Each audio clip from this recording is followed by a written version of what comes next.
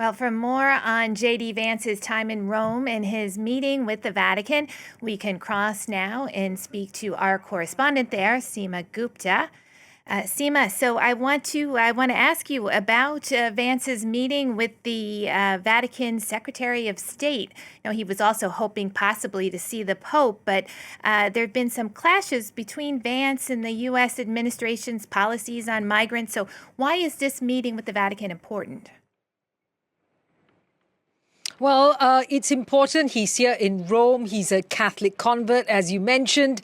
So all of this makes it important. He's one of the highest profile Catholics around the world, after the Pope, perhaps. But essentially, he met with the Vatican #2, the Secretary of State, Pietro Parolin. We're still waiting to hear from the Vatican as to what was discussed. It's likely they're going to be talking about the situation of U.S. Catholics, but also about hotspots around the world, what's happening in the Middle East as well as Ukraine. The Vatican, as you know, has been promoting the idea of dialogue and peace and the push for a ceasefire. So we can expect some discussions on that. Now, there's no official meeting on the books with Pope Francis, the 88-year-old pontiff, of course, just coming out of hospital, technically still under doctor's orders for rest and recuperation. But the convalescing Pope still seems to have been making a few appearances ahead of this Easter period. And he did meet King Charles, Britain's King Charles, and Queen Camilla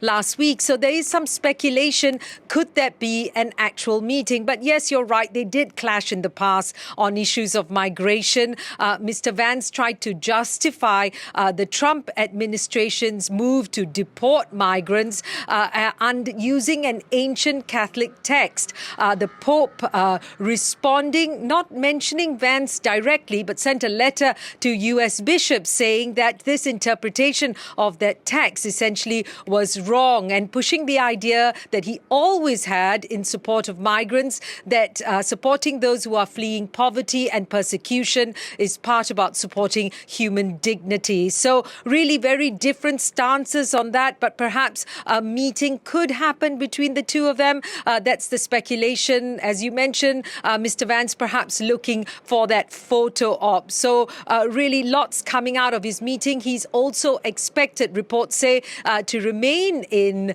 Rome and at the Vatican at least till Sunday for the Easter Sunday service at St. Peter's Square.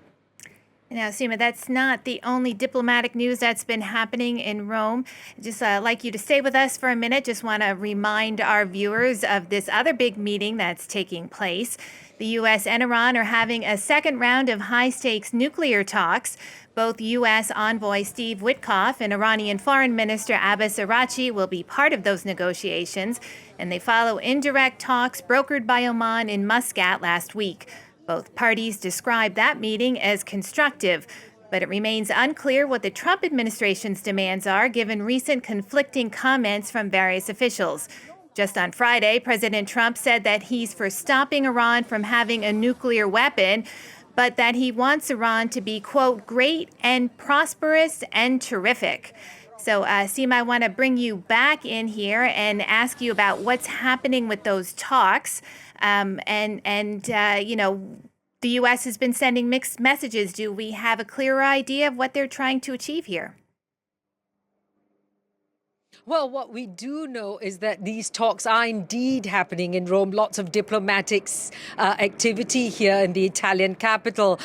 These indirect talks between the U.S. delegation led by Special Envoy Steve Witkoff, the U.S. billionaire, as well as on the Iranian side, as you mentioned, the Iranian Foreign Minister, who's also their senior nuclear negotiator.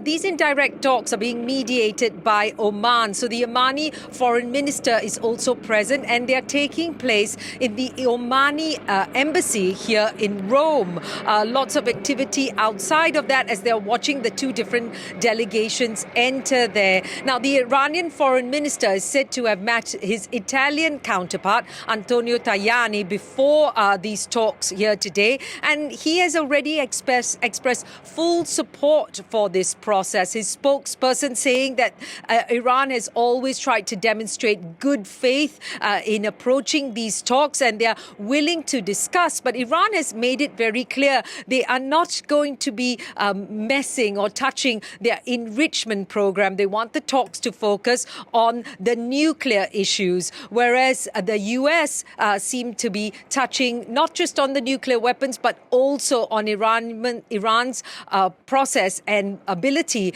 to carry out its enrichment program. So the Iranians are a bit frustrated with these mixed messages and mixed signals that they are getting, but they're at the table, and the talks are expected to be happening here at the Omani embassy here in Rome. And it is significant in any case that they are talking, considering the relationship between the US and Iran in the past, and also, of course, the fact that the first Trump administration unilaterally withdrew from that nuclear agreement that Iran had with world powers in 2018 to potentially lift sanctions on Iran in exchange for dealing with its enrichment program. So now we'll have to see what happens. But their talks are indirect. The hope is that they will speak face to face. We'll have to see what happens in the end. But yes, you're right. Lots of diplomatic activity here in the Italian capital.